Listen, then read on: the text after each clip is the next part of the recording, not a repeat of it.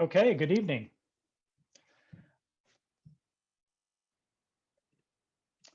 My name is Matthew Whitman, and I'm the curator of the Harvard Theater Collection. I'm coming to you live tonight from a very windy Somerville, Massachusetts, where there is a toddler struggling her way towards bed, so apologies if there's a bit of background noise as I go through this introduction. In any case, thank you for joining us for Final Bow for Yellowface, Asian Representation in Classical Ballet and Beyond, with Georgina Paskogan, Phil Chan, and Juyeon Kim. Before proceeding, I just want to note that this talk will be recorded and made available online in the days after the event. For those of you who are joining us for the first time, welcome to the virtual Houghton Library. As some of you will know, the library began undergoing a renovation in 2019, one which is now largely complete. And so for those of you that are joining us locally, we hope to see you at our new library at some point in 2020. Of course, one of the opportunities born of the present crisis has been a turn to presenting events online for an audience beyond the confines of the Harvard campus. So a special welcome to those of you that are joining us from all over the world. We felt it would be appropriate to hold this event in December as the annual ballet fever known as the Nutcracker takes hold, as it was the racial caricatures associated with this holiday tradition that spurred Georgina and Phil into action. And while we will hear more about that shortly, I want to take the opportunity to say a few words about why the Harvard Theater Collection is hosting this event today.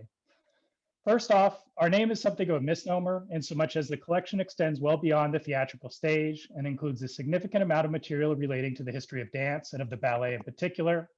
This includes everything from an enormous collection of antiquarian dance books and prints to a world-class collection of the ballet Russe and the archives of luminaries like George Balanchine and Michel Fokine.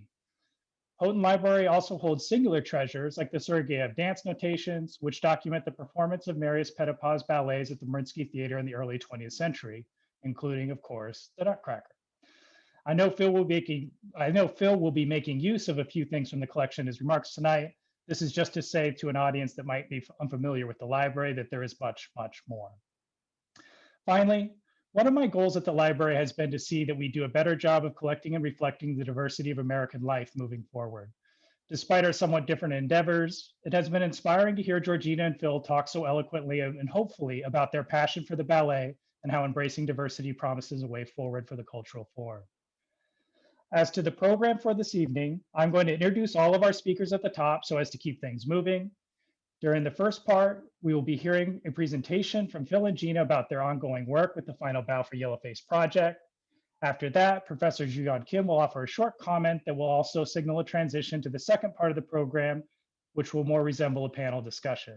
To aid in that, I have a few questions that were submitted by you all in advance. And then of course, we will also have the ability to take live questions via Zoom as they come up in the course of the evening. You will note that there is a Q&A button at the bottom of your screen, so please type your questions there. And if you see something already asked that you also want addressed, there is a means for you to upvote other people's questions. And so without further ado, I'm going to introduce each of our speakers in the order that they will appear. First up is Phil Chan. Apologies. Phil Chan most recently served as the Director of Programming for Ivy, connecting young professionals with leading American museums and performing arts institutions. He is a graduate of Carleton College, an alumnus of the Ailey School. And to learn much more about how he ended up pursuing the mix of art, activism, and scholarship that animates the Final Bow for Yellowface project, I encourage you to check out his book, Final Bow for Yellowface, Dancing Between Intention and Impact. Georgina Paskogan is a soloist with the New York City Ballet and a co-founder of Final Bow for Yellowface. Born in Altoona, Pennsylvania, Gina trained with the Allegheny Ballet Academy before entering the School of American Ballet, joining the Corps de Ballet of the NYCB in 2003.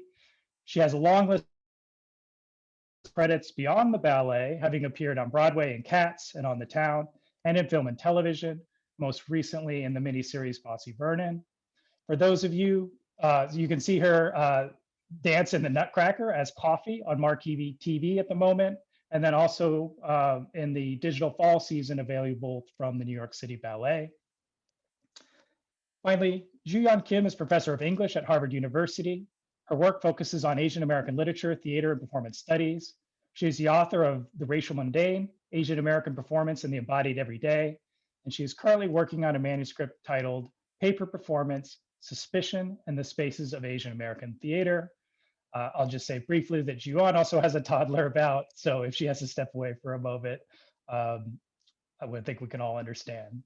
So thanks to you all for participating tonight. And with that, I will turn the virtual floor over to Phil Chan.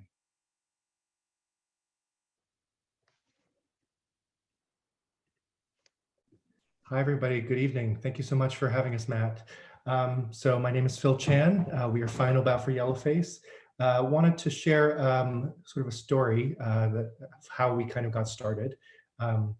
Gina was in a diversity committee meeting at New York City Ballet. The topic of the Nutcracker came up, and then artistic director Peter Martins mentioned that the company had received a lot of letters about the Chinese variation and George Balanchine's Nutcracker. And on one hand, he felt like he couldn't make any changes to Balanchine's legacy. It wasn't his place to do that. But also he couldn't ignore just society was changing, and the people we wanted in the audience, people of color, were not responding well to this sort of outdated view of different cultures. So he invited me into his office. This was about 3 years ago to discuss the dance. And we came out of that meeting talking about the costuming, the makeup, and the choreography. And we also talked a lot about the history of how Asians have been represented in classical ballet. So those two things in mind, he made a lot of changes, little changes to Balanchine's Nutcracker, but that spurred a whole lot of changes around the country with, at this point, every major American ballet company has signed our pledge at yellowface.org. And now the conversation is starting to spread to Europe. I know Paris Opera and Royal Danish Ballet are having this conversation right now. So it's really wonderful to see our art form changing slowly and becoming more inclusive. So wanted to share with you a little bit of the history that Peter and I talked about, and then Gina will talk a little bit about her experience as a dancer in New York City Ballet around this production as well. So I know this is sort of an unusual place to start, but wanted to introduce you to, many of you probably know Genghis Khan. He's the man here on the left. He was a brutal, ruler of the Mongols, but he was probably the first diversity warrior as we know it. So he did all sorts of brutal things. I think he killed about 40 million people, some historians estimate, which was like 11% of the world's population. So like brutal guy.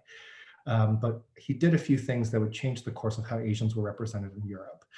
First of all, see that whole area on the right, he unified that whole region under his control. So as a result of that, the exchange of ideas, goods, people became much easier. And so also when he conquered a new place, in order to keep local populations from uprising, he would spread those people out across his empire. So again, you have different religions, different languages, science, medicine, all starting to mix in these different societies at a much faster rate. And as a result of the safe travel across his empire, suddenly Europeans were getting access to Asian goods. And so the earliest depictions of Asians were two-dimensional. They came on, to quote Gilbert and Sullivan, on many a vase and jar, on many a screen and fan. And that also captivated the Europeans' attention. So especially in France, here we have a painting by Francois Boucher, which depicts a Europeanized version of what they would have seen on two-dimensional objects to show Chineseness. And there was this sort of loop where choreographers were inspired by the objects, and then Boucher would paint the choreography as if it were authentic. And so it had this sort of reinforcing effect. So with the ballet La Fête Chinoise in 1751, it sort of, Boucher did the sets and then also painted paintings of the ballet itself. So again, this sort of made up, based on two-dimensional version of Asianness. Then of course we see something a little bit more familiar. This, for those of you who followed Ratmansky's reconstruction of the Sleeping Beauty, we have these porcelain princesses from 1921. They actually date, these designs actually date much further back. They actually come from Rameau's opera ballet Les Indes Galantes, which is from 1735. And so here we have this same design that inspired Bakst and then now again revived at ABT in 2010. So the actual designs are 300 years old. So there was also in France, especially at this time, and again, please excuse this very simplified history. This is just to give very basic context to where we are today. We see a rise of Orientalism paired with this idea of Romanticism in the 18th century, especially in France. So we see things like Lord Byron's poem in literature inspiring ballets like Le Corsaire, and this photo is from the Harvard's collection here on the left. We also have stories of India coming back to us from the press, where this new colony and Queen Victoria is crowned the Empress of India, and there's all this intrigue, and especially at a time when Europe was not really a very colorful place. It was industrializing, so there was smoggy air, morality was slipping, morale was low, and so being able to have this imagined Orient, which was a place of nature, of sexuality, of magic, of drugs, it was that was a really attractive part of the interest of ballet for many years. And then when we started to see this influx of Asians actually coming into Western or American spaces, we start to see the rise of caricature. So here's an image from Harper's Weekly in 1869. It's the cartoon is Pacific Chivalry. So here we have the Q on the immigrant worker who is, I assume, coming from China to find gold. And so we see this influx of Chinese immigrants who were not rich, crazy rich Asians. They were, poor Asians, Chinese people coming here to look for gold. If they were crazy rich Asians, they would just stay in China. So we see that they have these hats that they would have worn in the fields to keep the sun off their shoulders and head, and by bring them out into the rivers as they're looking for gold. They have this Q hairstyle, which is a symbol of Manchurian oppression. So basically, all the men, Han Chinese men, had to have this hairstyle, or else it would be seen as an act of rebellion against the Manchu government. And so either like have your hair this way or lose your head. And so early Chinese Americans were often lynched by their own hair, or it was chopped off so that they could never return back to their home. So the fact that it pops up in a lot of nutcrackers seems kind of like a strange piece of history to keep reviving. So you can see the rise of caricature when Asians start to become a threat. And those depictions also translated into our ballets as well. So I'm so thankful for the archives at Ballet West. They've been so gracious in opening up this conversation and sharing their history and their evolution. So we start to see a rise of Yellowface, which is Asian caricature in classical ballet. So this is from the 1950s. This is in Willem Christensen's Nutcracker. We can see that they're actually quite detailed and quite ornate. So it doesn't mean they're not sort of beautiful in their own way, but it's really the mannerisms, the accentuation of the race really make this problematic in terms of the impact on actual Asian Americans. So, we have to keep in mind that a lot of these ballets were made for a certain audience. They're coming from Imperial Russia, where the audience is, the Tsar. And so now, as we're trying to get people of color into this art form, we've got to really think about how we're representing their cultures and who exactly do we want in the audience. So here we see this sort of, again, this fantasy China. You see the pagoda hat on the Chinese dancer. That would sort of be like if somebody had an Empire State Building hat and said that's an American person. It doesn't really look like a Chinese hat, but again, this fantasy, chinoiserie imagination. And then Adam Skloot, the current artistic director, took over and started to feel very uncomfortable with the Chinese caricature. So we see here, it's retained the same choreography, but it's really toned down the makeup. They almost look like Kazakh cultural dancers, not really Chinese. So it's, again, very stylized, non-specific, but then he still wanted to go a step further. And so this is their current version, which is inspired by a Peking opera warrior who battles a giant dragon that comes out, it's a giant puppet. And this was a way to actually represent something from authentic Chinese culture that felt respectful and also kind of a lot of fun. I would have wanted to dance this role. So again, if we want people of color to come into our spaces and feel welcome, yet we still present this outdated Eurocentric portrayal of their culture. Those two things are not congruent. So we've really got to ask ourselves, what are we saving in the name of tradition, acknowledging that ballet changes all the time, in other areas. So why not when it comes to how we represent different races? So what is the actual impact on people of color who are starting to come in and break some ceilings? So wanted to introduce Gina, who can share her personal experience as a soloist in New York City Ballet. Hello, everyone. Thank you again for having me. So it's been a wild ride to be advocating for this diversity, but also be an active participant. My career is still very much ongoing at the New York City Ballet. When I first got into the company, I was 17, and I was not in a place where I realized that my otherness was influencing decisions. And I felt the otherness. And a lot of the critiques there were, and a lot of the critiques, they made it very much about my body, but just specifically comments about my makeup. Can you make your makeup look less oriental, was the word that was used. And it was only after many years I started to stand up for myself and say, you're asking me to adjust my makeup, but I have Asian features. And just by the idea of stage makeup is to accentuate your features so you can see them from the fourth ring. So in essence, I just look more Asian with my stage makeup on than I do sitting here. I wasn't able to piece these things together. And in my experience with the Nutcracker in particular, one of the first solo or featured roles, and it's really exciting to be cast as Chinese as a core dancer because you're on principal casting. And it's usually given to a smaller pair of women, and actually a smaller soloist or principal dancer. There's three dancers in the divertissement.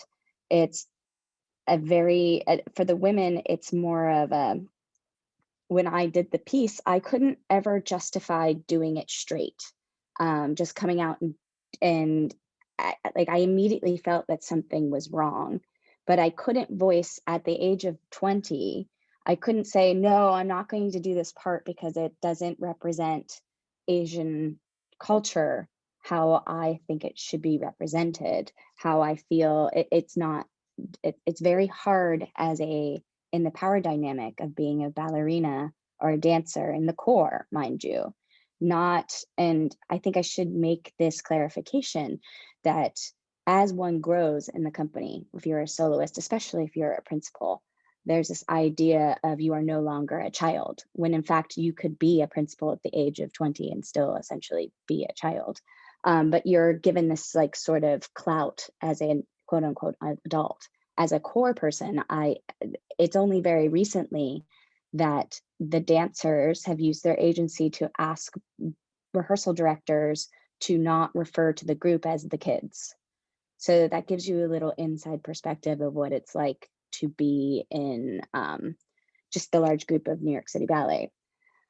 So doing this, one of the best stories I can tell is I had a great partner in crime. Her name was Stephanie Zungri, and we would just go out there. You push the box out, which first of all, you stuff a dancer into the box, into the tea box, because tea comes out of a box. Novel idea.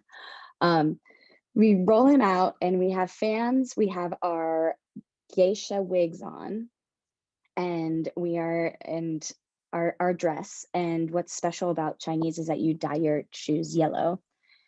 And we are just kind of made fun of it. There was a whole bit with what would be chopsticks, but we had fans. So we just did this whole movement over the top. And then we would have balancing contests. We would, the choreography for the women is not so technical. The man is quite acrobatic. So I found myself making fun of the caricature. I made a caricature out of the caricature, and it got so much response my fellow dancer castmates, is that they would all line up in the wings backstage to see, like, what are Stephanie and Gina going to do tonight. And it kept growing and growing and growing until the ballet mistress, our rehearsal director, Rosemary Dunleavy, came back and she said, "Oh, girls, you're doing a wonderful job, but no one's watching The Principal Man anymore." So that was when I didn't have the wherewithal at 2021, and I had done this divertisement for a while, and also continuing to grow as an adult and also grow as an artist. And I it's only recently that I've been able to siphon it down as to why. It was the only way for me to deal with this uncomfortableness that I could not speak about. Now I'm, as a soloist and as just like a person, I feel empowered to speak my mind. And in fact, I might have a reputation in the company as being the dancer who will speak her mind. It's part of the reasons why I was asked to be on the diversity committee when I was not originally in the lineup of dancers that they had selected. I believe that the invitation from Peter is like, "We would love you on the panel because we know you will tell us the truth." So that's my experience with coffee.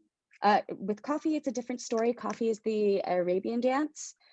This is something that you can, as Matthew mentioned, you can see me dance it, and it's my most recent portrayal, which was December in 2019. This is a complicated matter because she's a woman, and the saying is that Balanchine created the coffee dance as a respite for the fathers who were bored in the second act, who were, brought to the ballet. So she comes out, she is in this classic idea of like the midriff bra top, the head covering, but my belly is fully exposed and my legs are just bare. And how does one approach this without making it a trope?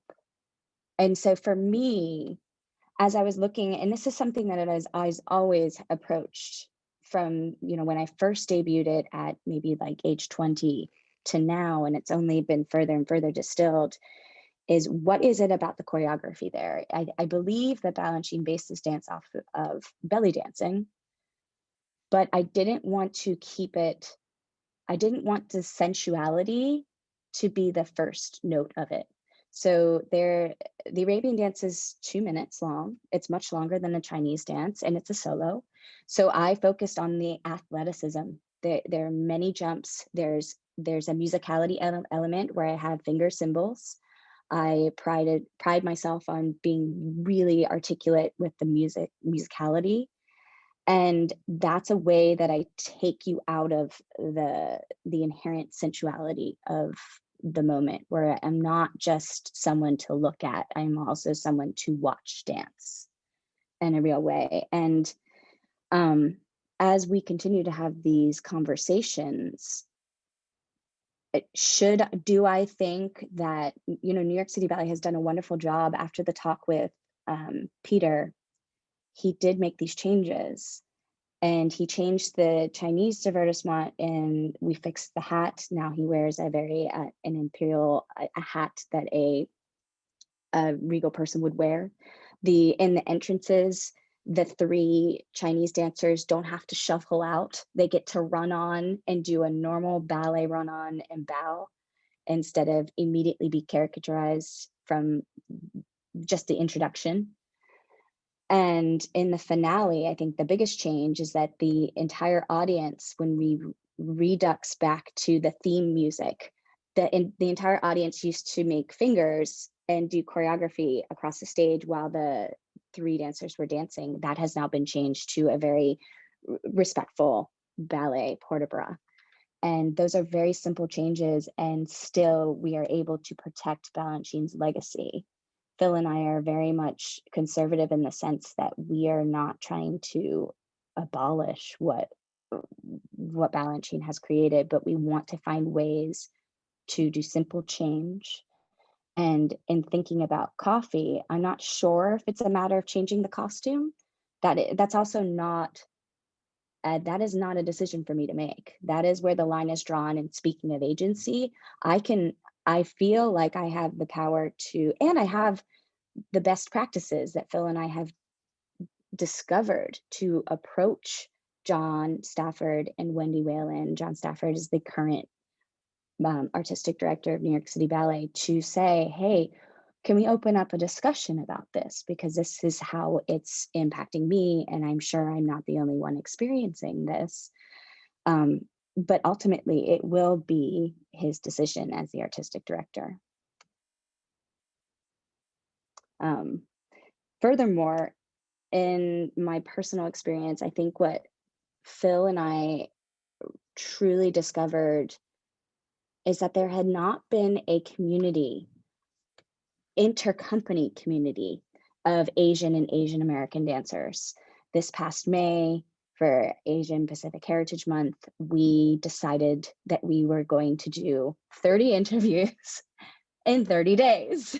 And it quickly became a huge endeavor. But we had a great time, and surprisingly, we ended up splitting it about 50-50. And the stories, the connections that we were able to make, there had never been a way for us to share our experiences with each other. And so what I realized, just as a Filipino American dancer, I had never been, like, I'd known Noelani at Pacific Northwest for, like, she had studied at Central Pennsylvania Youth Ballet, a different generation than but I also studied with the same teachers. So she has been someone who was like, I stand in her shadow, I stand on her shoulders. She has been here doing this, but yet we had never had a conversation until, May 19th of 2020. And to hear the things that she had experienced, some of the struggles, and then to hear the exact words that they told her about not, quote unquote, not fitting in, and then having it being having had the same exact words said to me, all of a sudden, I didn't feel alone anymore. I didn't feel like beyond Phil, I have no one else to kind of speak to this experience of being mixed race in the ballet world. And what a lovely and eye-opening experience that I think both Phil and I had in connecting with other people. And I think that's a great benefit to this work, is that it's not just Phil and I anymore. We have this group of like-minded people who have shared experience, and when we need help with Final Bow, we can call upon them to be like, we might not, our networks here are tapped out, do you have new networks? And it's found a way to consolidate even more these conversations on a dancer level, not just the administrative side, which Phil and I have been actively pursuing. Now the dancers are starting their own movements in their own companies and coming back and being like, what about this? And bouncing ideas off of us. And it's been such a wonderful process. And it was so worth all the stress of doing these 45-minute conversations, 2, 3, sometimes 5 a day. And then editing them, which Phil and I learned what eyeline is, we learned what lighting is, and all of this, this whole production. But I think that's it's created this zeitgeist, and finding agency within the power structure of ballet is not going to change. The artistic director is still, and one must respect the artistic director.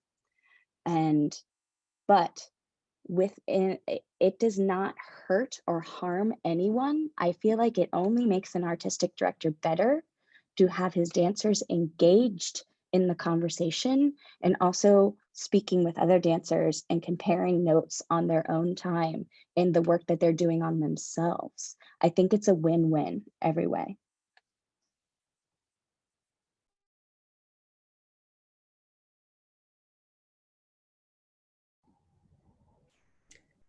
Matt, should I?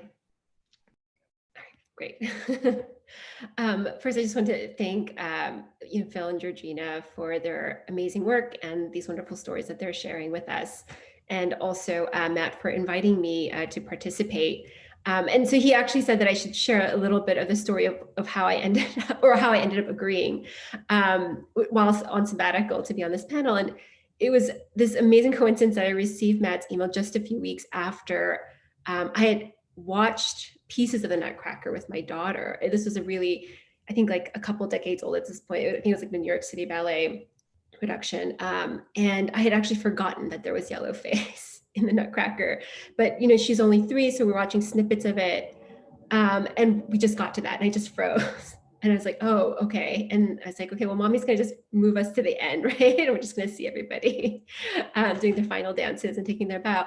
But it was an interesting problem because my daughter, as part of like one of her 2 pandemic passions were fire trucks and ballet. And the Nutcracker was particularly, like, I still read the Nutcracker to her every night. And so just, I wanted to be a part of a conversation where we actually like think about this, right? And also just to be able to be here like in Zoom person, to thank people who've been working on this issue, because I mean, now I get to take my daughter to the Nutcracker at some point in the future, and I'm not going to have to cover her eyes or take a bathroom break during the Chinese tea scene. What's interesting though, and before I kind of move into the more serious questions, is that the Nutcracker is such a cultural phenomenon that there is the dance, the ballet component of it, but even just purchasing a book on the Nutcracker, right? That you run up against, oh, there's the mysterious Arabian coffee dance. There's the kind of the jumping Chinese tea dance. And so there's a way in which, because it's so huge, because it's such a classic, it just permeates our culture in all these sort of different ways. And I do think that the kind of the work that the 2 of you have been doing, I'm hoping that it reaches all of those corners, right? That the next time I order the Nutcracker as a book, I'm not going to have to worry about also flipping the page and saying, okay, right, we're going to have to do some like cutting and pasting here. But what I really appreciate about the conversation thus far is that I think you're really highlighting just how detailed and nuanced the work is of bringing change about in the ballet world.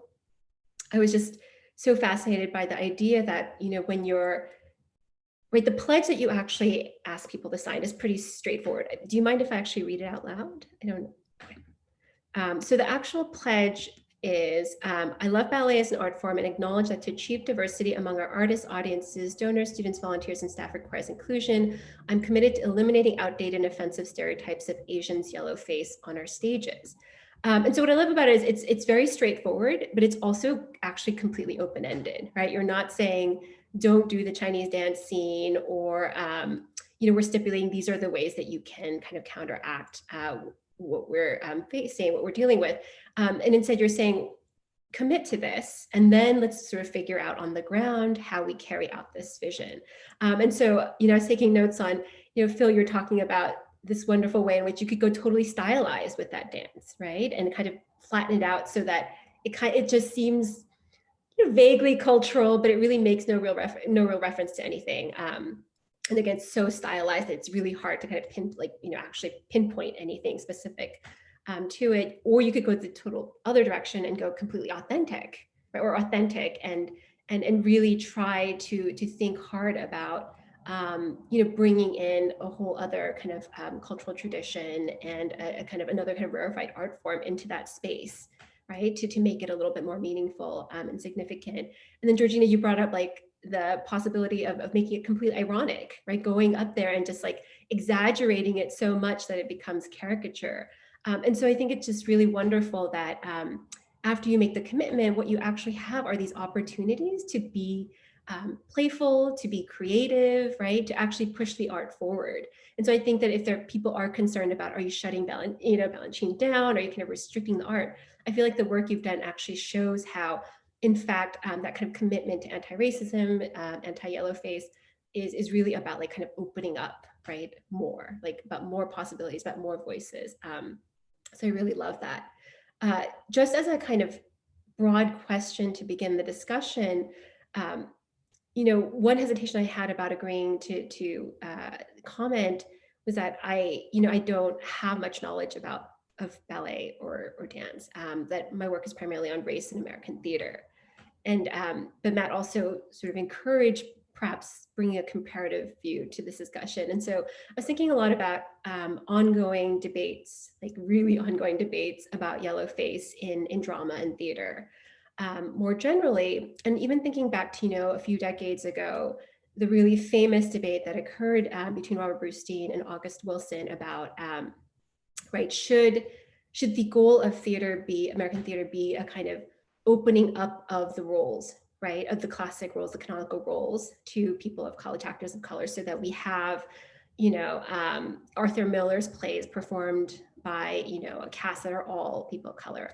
Or, as August Wilson argued, is it in fact time to actually produce different kinds of plays, right? To actually foreground the actual stories of, say, an African-American family, right? Instead of just sort of reproducing Miller all the time. And I know that ballet, at least in my general idea of it, is very different as a form, right? There is both a kind of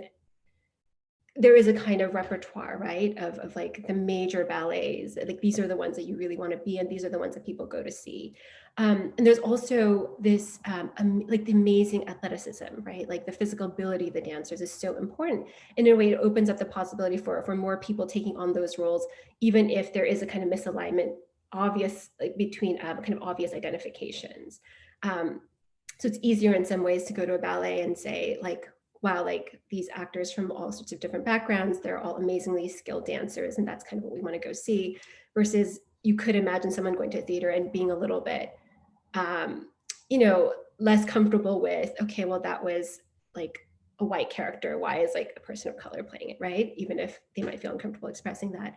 And so I'm really curious about where you see the possibilities for flexibility and change within ballet. And Phil, this is something that you've mentioned, like ballet's always change. We can change it now.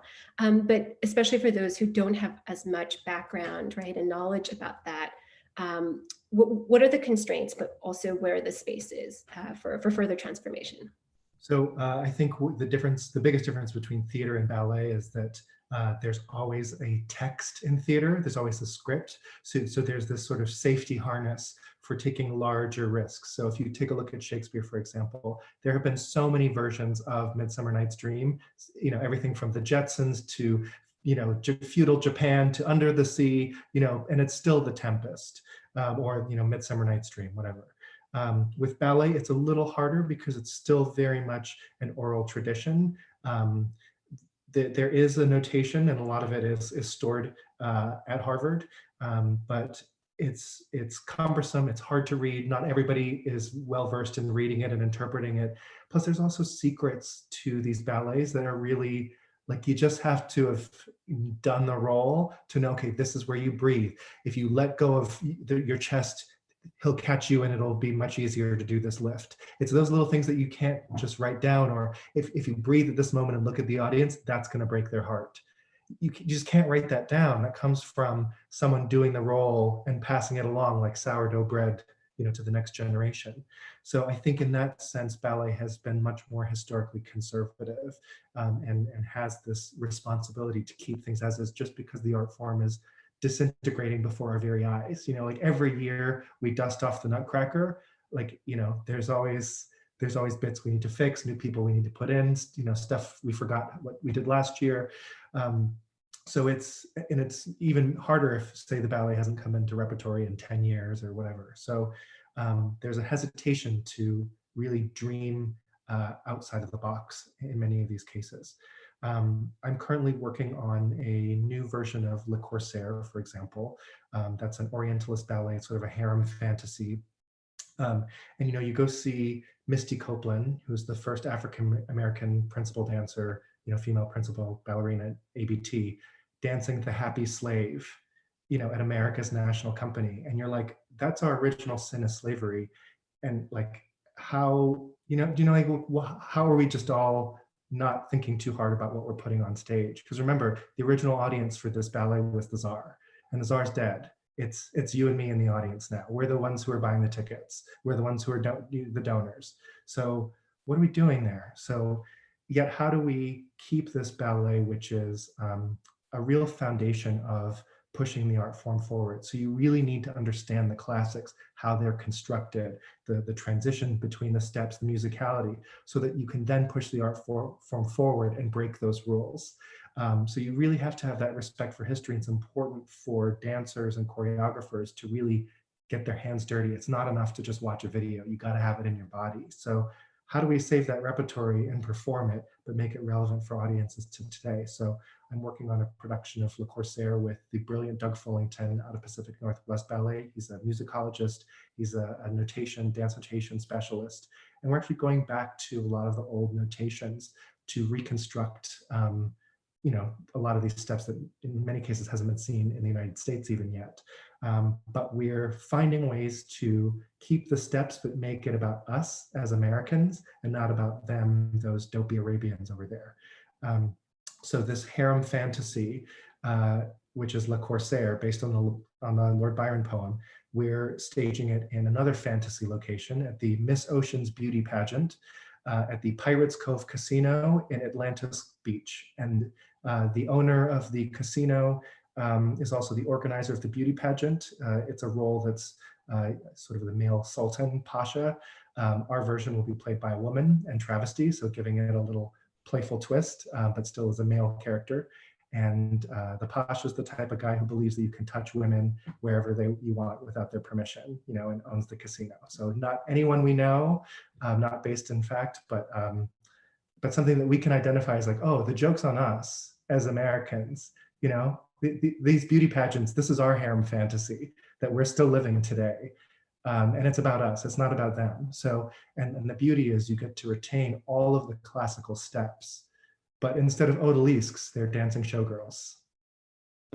Same thing. So I think, that's the way that we need to keep these ballets alive, especially some of these ballets that are deemed racist, sexist, anti-Semitic, but still have a lot of value. So when Gina says that we take a conservative approach, we're not like Mark Morris, who's doing Hard Nut, which is taking the Tchaikovsky music, but his own interpretation of the choreography. It's not, Matthew Bourne Swan Lake. It's actually the classical version, but we're just changing the setting a little bit. And just to echo what Phil said, I think what's so wonderful about ballet is effervescent and it's ephemeral, and what's so interesting and hard about preserving ballet is that not only the dancers' bodies change from what was choreographed on me last fall. My body has completely changed since October 2019, and so there's a warping that's already happened, and I'm still firsthand. I'm still original cast. So that the ballet is already shifting according to what my body can do. So imagine all different casts of characters coming in. Balanchine was a fan of change. He changed roles according to the ballerina to make her look her best. And I think we've lost that a little bit in this vice grip we have to keep Balanchine's legacy, keep it intact. But I truly believe that Balanchine would have been all for what we were speaking of, to make it so that the audience, he created New York City Ballet to present the audience with an affordable ticket to see the ballet. That was one of his founding principles. And I think to if he were to sit here and hear this conversation, I feel like he would be open and receptive. Just like, Peter, after doing some work, he's open and receptive. John and Wendy are making this a priority for themselves. To answer your question, I also think that as much as we need to preserve the full lengths that we have, there is room in the art form for new full lengths. There is room for a feminine hero. There is room for a more than a one-dimensional depiction of what a prince is. There is so much that is untapped potential in the ballet world. We just need to put a little effort in to finding and telling these new stories. I think that it is so ripe with opportunity there. If I could just run back real quick to something Jian said that I'd like to hear you all talk a bit about or address, was just from her remarks, you really got that palpable sense of relief that she feels that the quote unquote the Chinese problem in the Nutcracker has been dealt with in a way. The issue has been raised, changes have been made. Um, why did this take so long to address? I mean, when I talk to a lot of people about this, that I get that same sense of like, oh, thank God this is gone. Um, Phil reproduces quotes in his book from people and dancers that say, you know, I've been doing this for years. It's troubled me for years. This thing happened, and now I feel such a sense of fulfillment and relief that this has finally been the issue has been raised. So, you know, I think at one point in the book, Phil calls it a serialized Yellowface, that the Nutcracker came back every year, and again, you know, why did it take till 2017? Phil does acknowledge some earlier efforts to kind of reform some of the roughest stereotypes that appeared, but it still seemed to have a life that was, you know, a pretty remarkable staying power. And so I just wonder if you could reflect on maybe what accounts for its persistence and its lack of sort of obvious objection through whatever period you want to say, 5, 10 years ago. I don't think it's obvious, and I don't think it has been obvious for a lot of people. I think that we are, first of all, as artistic leaders, they're not necessarily trained to think like this. Choreographers often think like this. They have to be a little bit more analytical, but artistic directors are often former star dancers who maybe didn't necessarily go to college and don't have that that academic curiosity in the same way. They feel like it's their job is to uphold the tradition and, you know, maintain this conservative, you know, curation of ballet. And so, yeah, I also think it's really easy to just not think too hard about it. Like, we did it last year. The sets and costumes are already paid for, or we have another 5 years to pay off these sets and costumes, so we got to use them. And also, it's just, you know, nobody spoke up last year. No one had a problem with it last year, so why would anyone have a problem with it this year? So I think it's that's the sort of outsider perspective. And as an insider, even when Gina and I first started doing this advocacy, there's this little voice in the back of our heads that's saying, maybe you're just making a big deal about nothing. You know, maybe you're being overly sensitive. Maybe you're being overly politically correct. Maybe it's just not such a big deal. And the flood of relief of parents saying, you know, a parent just last week wrote us and said, you know, during my daughter was an angel, and every time I go and pick her up during, you know, when she's done with doing angels, I have to sit there in the lobby and watch Chinese. And that was the exact moment every time, you know, 60 shows, I'd walk in and that's when I have to pick my daughter up, is while they're doing Chinese. And just like, I thought it would just never change and I would just have to suck it up. And, you know, even though my daughter loves this art form. And so, and just what a relief that this is not the production that she'll get to dance the Sugar Plum in, you know, someday. So it shows Asian Americans that they have a place in this art form, that they belong, that they can see themselves in this space, and that they're able to come and relax and enjoy themselves just like everybody else.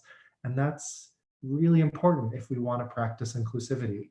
You know, and I think that's so from you know, both sides of why it hasn't really changed. You know, it's hard to be the only one who speaks up, because we all might feel something, but it's really hard to speak up when, you know, like Gina said, if you're, you know, this is your first big role, I can't talk to my director. There's a recent Yellowface controversy where a group of Asian dancers in a company that will not be named spoke up to their director and said, you know, we're not comfortable with this work. And the director said, well, that's, you know, that's really interesting, because I was considering you for The Prince and Swan Lake, but if you're going to be difficult with casting, then maybe you're not serious about being a dancer. You know, so there is that power dynamic that even if you do speak up, that you'll be punished for it. So yeah, there's a lot of factors that have just kept this, you know, the racial caricature from having a long shelf life. But I think as we get more people of color in leadership positions, in positions where they can actually speak up, and have creative input, we're going to start to see some major changes. So, you know, even like, how many Asian American choreographers have made major works for American ballet companies? Very few. you know, probably you can name on one hand, if anybody can name any. You know, so how do we, you know, how do we do that? I know there's a few people who are listening who are dance aficionados who are already racking up that list. So we love to hear that. That's the energy we want. But most common people don't know that. You know, they might know Christopher Wheeldon, but you know, they might not know Chu Sang-go. And so the other side of the Yellowface coin, which sort of Gene and I's next endeavor is, fixing what's on stage in the Yellowface is just one side of the equation. The other side to keep ballet afloat is to actually provide a platform for authentic Asian voices to come in and have that contribution, to make new full lengths. And so we're talking to a few different partners about how do we launch an Asian choreographic incubator that specifically looks to build a pipeline of Asian talent, choreographic talent into the ballet world, so that we actually identify and nurture this next generation of young artists who actually will have something to say. I mean, they've all got something to say. They're already out there. So how do we connect them to the people that will hire them and give them an opportunity to share their talent and their voice? So I think that's the flip side of the Yellowface conversation, and that's sort of the larger what's next or what has to happen with this conversation. I want to jump in and highlight something that Phil just said, and the fact that these dancers came, they spoke to their director, and their director had an unfortunate response in terms. I want to state that reprisal can take any form in the ballet world. It can be anything, and so it's very tricky to be a person of color and to be in the room and to be considered, like where we are. Like I am biracial, so there's part of me that, like, my father raised me in a white trajectory, so I know that I pass and I'm in the room partly because of that. And I think there are other dancers specifically, you have the power dynamic, but then you also have the fact that, like, well, at least I'm in the room. There are some dancers that aren't even in the room yet, and that's wild to speak up and advocate not only for oneself, but for everyone else too, because the conversation is intersectional.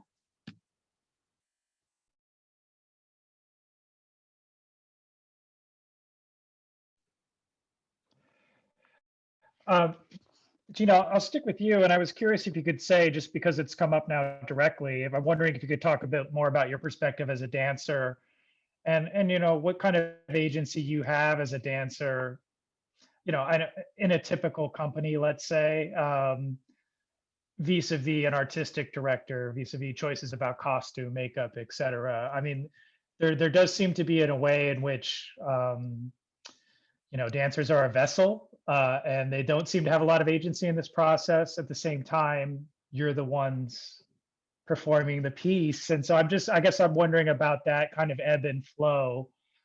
You've certainly suggested that as you advanced in your career, you've kind of grown into a different kind of dancer, a more assertive dancer. And so I'm just wondering if you could reflect generally on that, right? About how your career progressed, and then also, you know, like what would older you say to younger you? How would you react now to situations that you might have dealt with years ago, et cetera? Do you have any perspective you could offer on that? I think would be useful. Yes, of course. Agency when it comes to dancers is a very new concept for dancers to wrap their heads around. It's even more mind-blowing for artistic administration. On the one hand, that the hierarchy of respect, there is one person. You got to think of it almost, for lack of a better comparison, you got to think of a ballet company as kind of like an oligarchy. There's one person that makes the decisions in artistic. Then you have like the executive director. The dancers aren't necessarily in those conversations. And you make a great point that we are, for many, many years, we're just expected to show up, learn the choreography, dance it, be wonderfully beautiful on stage, period. That has never been enough for me as an artist. And I think it makes for better dancing and better expression when the dancers are asking the questions.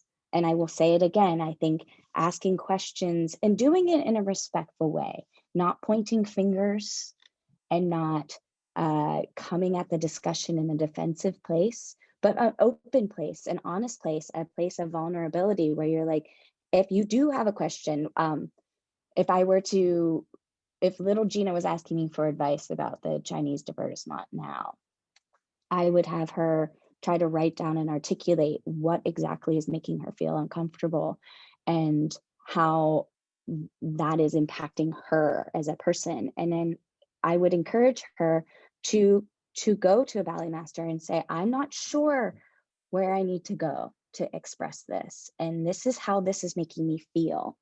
And I'm not sure if that is the intention here. And can you help me understand? And I think that is a way to talk about race and representation where it doesn't immediately shut down the conversation. If I were to go up to Peter and say, like, what you're doing is racist, it's going to shut down anyone. If you say, we have we're so polarized right now, just in general in our country, that if you say, well, you're wrong, it's the conversation's over. And so I would encourage dancers, especially now, and it's to reflect on it themselves and find a way to personalize it and say, this is impacting me this way. Help me understand how you see it, because I'm sure you're not intending to make me feel this way if I'm feeling bad. I want to share a story about the impact and the relief of, there was one letter, we have a write-in on our, you can sign the pledge and leave a comment. And there was one little girl, I think she was maybe 13, and she expressed her gratitude. She said, Phil, Gina, thank you so much for doing this. I saw myself in her. She says, I'm paraphrasing what she wrote, but she's like, I am a ballet dancer, and I am of a mixed heritage, and I have chosen not to go to School of American Ballet because I didn't think that they would cherish me. They wouldn't cherish my heritage. But seeing this work and knowing that there are people who are speaking for me and fighting for me, I'm going to give it a shot. I'm going to audition for School of American Ballet summer course this year, and I'm really, really excited. And that I remember talking to Phil, we both shed a tear. Like, that's the impact. I'm not doing this as someone who's still, speaking of agency and change and trying to answer your question, how it all feels, I'm not doing this work for me. This work, these seeds are being planted for future generations, because I don't want to have another. When I first came to the School of American Ballet, the pictures up on the wall were something that didn't depict anything that looks like me. And still, I feel that the choices that are made that I have no control over, they're like, at the end of the day, it's not a democratic process of whether or not I get to audition for a role. And that's different than, a Broadway sort of approach.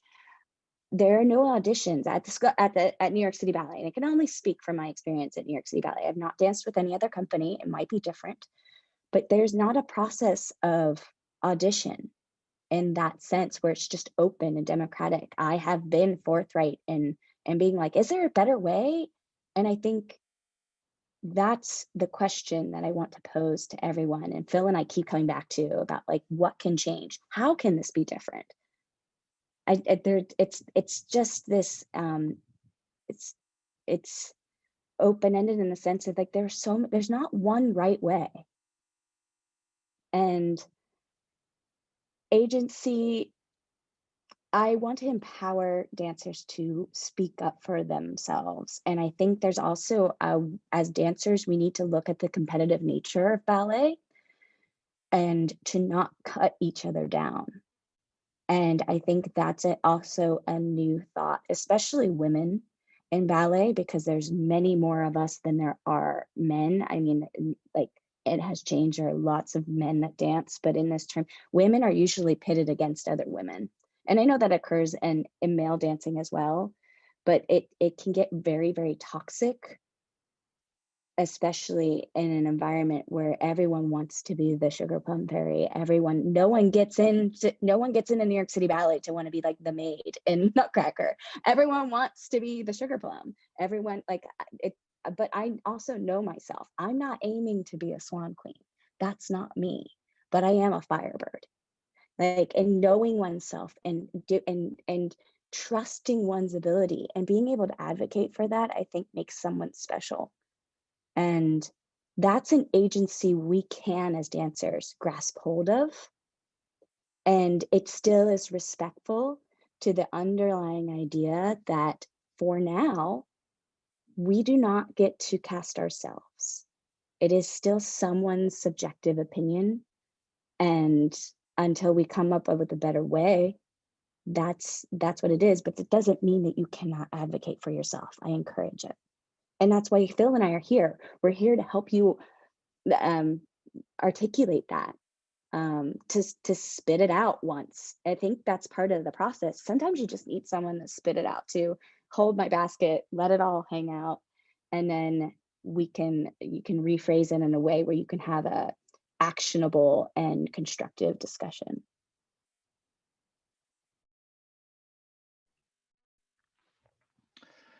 This is sort of a question for everyone, but I'll start with you, Jian.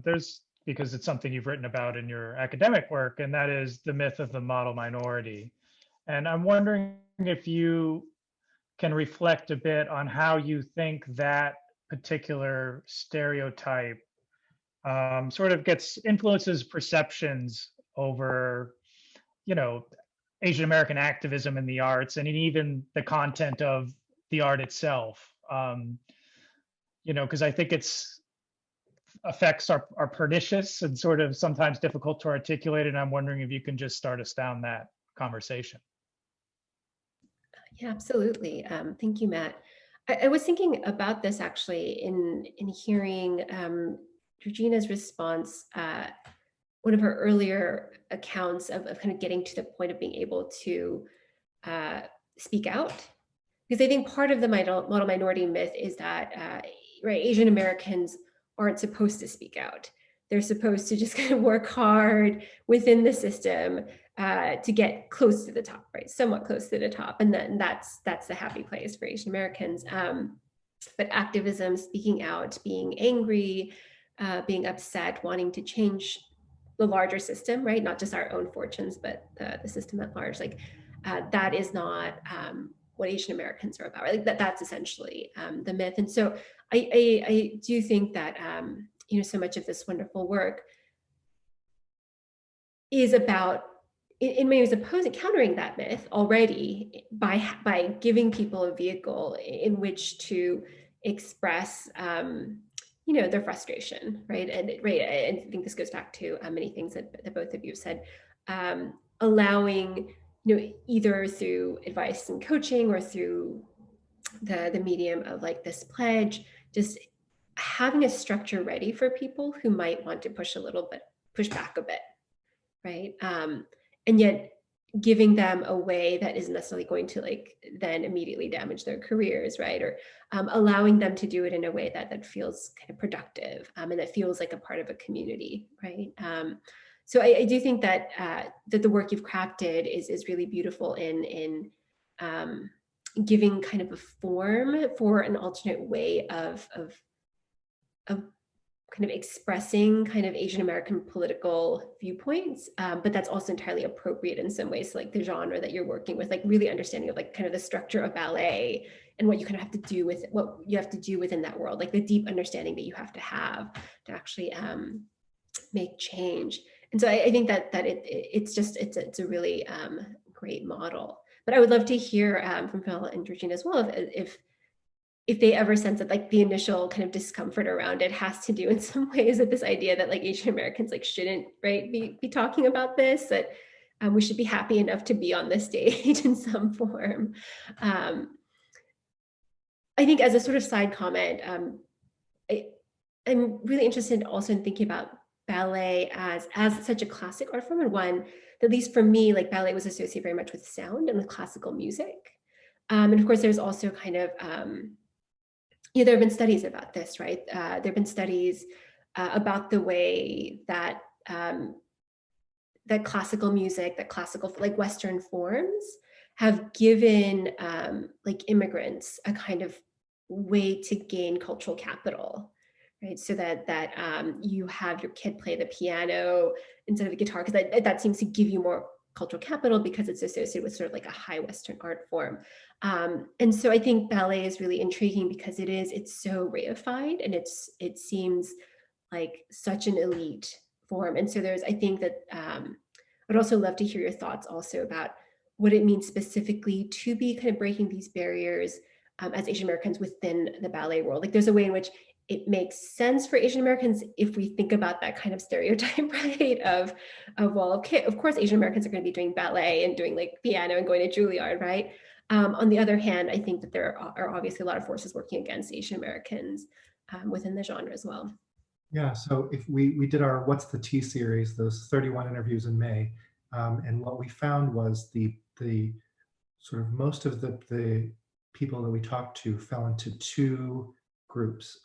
One, they were either Asians from Asia who trained in an Asian majority environment and then got hired by an American company and moved to the United States, or they were biracial in some way and were able to just sort of pass, and weave their way through the system. And those are really the people who had been successful. This is, again, just our own survey, not methodological. It's not a sociological study.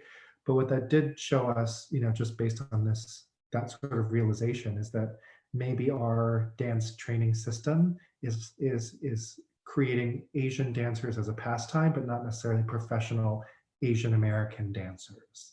I mean, obviously, Asians from Asia who come to the United States become Asian Americans. Of course, biracial Asian Americans are Asian Americans, but it's because they've sort of passed. And I think Gina and I are both biracial, so it's given us both the ability to pass, but also lived experiences of what it actually means to be Asian, in America today. So I think that's one thing that we found that was pretty interesting.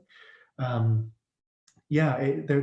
this other feeling was that there was, in some sense, shame or guilt in speaking up against any racist experiences that we had, because at least we're in the room, if not fully at the table.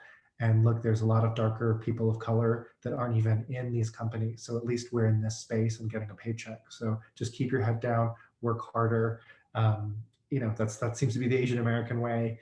And so I think because of that, there's also been less of a push for advocacy for Asian Americans to essentially rock the boat, because we have had some degree of acceptance, and the little scrap we've been thrown, maybe that's enough for now. But the larger issue is, if we do want to get more Asian people and we want crazy rich Asian money, to help support our art form, we got to do better. We got to do it all around better. It starts, looking at the marketing, looking at our training programs in our schools, looking at who we go after, how we ask for money, who is involved in the artistic process. All of those things need to be re-examined through this lens, and not just, okay, well, we have one Black principal ballerina and one Asian principal dancer, and diversity solved. Next up, we're doing Labaya Dare, so everyone's Indian this week.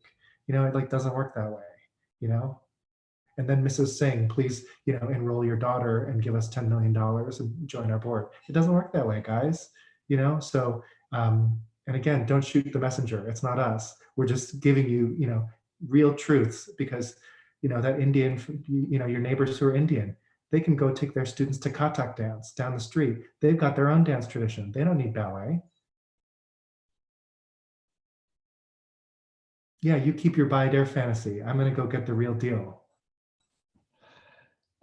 Speaking of fantasy, we only have about 5 minutes left. But one, probably the most off-mentioned kind of rejoinder to the spirit of Final Bow for Yellowface that's appeared in the New York Times and other places is simply that a lot of ballets are kind of fantastic and fanciful and, make sort of light use of national stereotypes, etc. But could you just, in brief, sort of tell us, what's your response to someone that says that to you when you bring up Yeah. I got that something? question. I got that question from a German magazine who said, it's just a costume, right? What's the big deal? It's a fantasy costume. And I said, okay, so let's imagine 1944 was America's first Nutcracker at San Francisco Ballet. And say instead of a Chinese dance, there was a German dance. And say we took what Germans looked like to Americans in 1944 and we put that on stage. And because it's tradition, we therefore can't change the choreography. So you're telling me in 2020, you still think the best representation of Germanness is goose-stepping Nazis? Get out of here. Checkmate. So as we do have to wrap up, I want to thank you all, but I do want to ask a final question. And it's really just that my perception is that, if we can call it the Nutcracker campaign, has been very, very successful in the sense that it's gotten a lot of publicity. There's been, tangible changes in productions across the country. You seem to have really found an effective pressure point. And so I'm wondering, moving forward, if there's other pressure points you've identified. Obviously, this is a larger campaign. It's about more than the Nutcracker. And again, I'm just sort of impressed by the way you found that pressure point and the way you've been able to affect change so quickly. But also, I'm curious about if there's other ideas you have or other pressure points you're targeting that you can see bringing about change, in the near term. Yeah, I think the pressure points were really the artistic directors of America. It's really like 12 people who decide what the best practices for the entire field are. And so it's not like we had to call every dance studio in America and say, hey, your Nutcracker's a little outdated. Can you fix it, please? We literally just had to get 12 people on board in a public way to then have everybody start to say, oh, maybe we should do better. Other countries are now saying, oh, maybe we can do better. So that was a sort of, a judo technique where it was minimum force, just the right point to cause maximum, impact. But like I said, this next phase is improving actual authentic Asians, replacing Orientalism and sort of these fantasies of Asia with real Asian voices. We're here in the audience, we're here in the community. Let us make room for us to tell our stories too. And you can still do Swan Lake and you can still do Giselle and Nutcracker. It still will happen every year. Those things are not going away. We're just asking you, like, if there's a street and it used to be just a freeway, you can also repurpose it so there's a car lane, a bike lane, and a pedestrian lane. Let's all share the road. There's room for everybody. Anything to add, Gina? I feel like in finding pressure points, we are encouraging people, if they're interested in this work, if they recognize a pressure point, to we've laid out best practices for that, then they can do this work. It's like we want to create a platform in which it's not just Phil and I on a crusade. It's Phil and I laying the groundwork for everyone to start doing the change, everyone to jump on. This is a dance where everyone is invited. And so, and what we're doing now, we've got Mystery Nutcracker Theater. I'm going to make a selfless plug. We're not asking for money, but it is Giving Tuesday. We've got a really exciting way. We're exploring, talking about race with more humor, and all trying to get an outside world to understand how special the ballet world is, because this all comes from a place of love, where Phil and I, we are determined to bring ballet into this century and to keep it relevant for many, many years moving forward. So the way we're doing it is we called Chinese Theater Works, which is a Chinese shadow puppet troupe here in New York City. And we got an old archival video of Ballet West's Nutcracker. And so what happens when two Chinese shadow puppets go to see this strange ethnic folk dance called the Nutcracker? So really examining it, when you take out the European Eurocentric view of this ballet, what are we actually looking at, and how can we do it in a way that's playful and fun? And that's what's coming up next.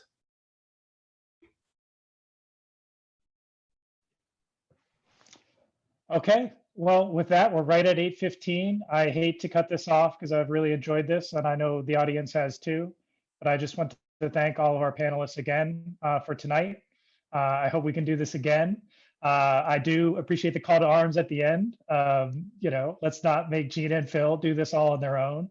And, it's been really inspiring to hear about the project. I can't recommend the book highly enough. Check out the website, yellowface.org. And thank you all for coming this evening, and take care, everyone. Thank you. Have a good night, everybody. Thank you so much. Have a great night. Georgina Peskokin. She is a ballerina with the New York City Ballet and is the first female Asian American soloist. She has a new book out. Everybody's talking about it. It's about her life in the ballet. It's called Swan Dive, the making of a rogue ballerina. She's here with me on the couch this morning. So nice to see you, Georgina. Thank you for having me. So why do you call yourself a rogue ballerina? It's a play on the word. Rogue, you think a negative connotation. I'm grabbing hold of that word and the facets of me that I've been told don't make me a ballerina or are a hindrance to me achieving my goals. I've turned them around and made it, those things are what make me stick out and make me special. And I think that's something everyone can grab hold on and apply to their own lives. I love it. The book is so real, so authentic. I know you haven't gone back to work yet. That's next week, right? Yes, has anybody seen it from the company, and have you gotten any kind of response? Well, the book was out yesterday, and I've heard a lot. There's been a lot of audiobook listeners, and so the response from my colleagues first and foremost has been just in awe. And I do think that there will be pushing change. There'll be some awkward moments, but I think for the people who haven't read the book, who I work with, just trust who I am as a person, and there's nothing to fear. So let's talk about the book, because you're very honest in it. You talk about how, being an Asian American, is helpful and not helpful, being a New York City ballet dancer. And you go into specifics. Yes, I mean, ballet was created in the time of Louis XIV, and we've not done the best job of shifting and evolving as societal views change. And so what my activism through Final Bow for Yellowface, and just by being the first Asian American female at City Ballet, just by holding space there, walking in that room on Tuesday, is saying that I'm holding my colleagues and myself accountable for making our stages as diverse as our audiences are. That's beautifully said. You really get into a lot of things. You talk about some of the problems that you've had. You name specific people. Let's talk about Peter Martins, who was the head of the company at one point. What was your relationship with him? He was the artistic director, and as artistic director, he has full say over my entire artistic career. It's not what I try to explain to people who might not have been steeped in ballet culture is that I don't necessarily get to audition for roles. They are chosen for me. My schedule is sent out 48 hours in advance. That's not a lot of time. So in this book, I'm really just trying to say that everyone has the right to grab hold of their own narrative and present it. And this is this is my lens, my particular lens, and it's real and honest. And in that honesty, it's not always been sunny and sunshine and grace. I mean, first of all, you are beautiful. You're magnificent inside and out. In the book, you talk about they body shamed you at one point, and really, I guess you felt compelled to go get liposuction. I struggled so much with the comments about my body, and it happened at a time where I was so young. You get into the company at the age of 17, 18, essentially still a child. Who knows what they're doing at that age? And then you're thrust into achieving this amazing goal of being a ballerina. And I just, after years and years of trying and failing, and this is my heritage, this is my body type, I'm never going to be what the aesthetic was that was promoted and raised up. And so instead of suffering and not eating, I decided it seemed safer for me. That seems like a wild thing to say at 9:15 in the morning, but liposuction was safer for my mental health since we are speaking about mental health across the board. With the Olympics happening, as an athlete, as a woman, as an artist, it was the safest thing for me to do. But everyone has to make their own decisions. I'm not up here saying that this is what you should do when someone body shames you. Absolutely not. I live in a very extreme environment. I have a very extreme workplace, and this was how this was my best way at assimilating. So you also talk about, in the book, your relationship with Amar Ramasar, who at one point was let go from the company and then he was allowed to come back. Talk a little bit about your problem with Amar. I think where I stand, and we are all working together as a community. Listen, I can't speak enough good about the colleagues that I work with at the New York City Ballet.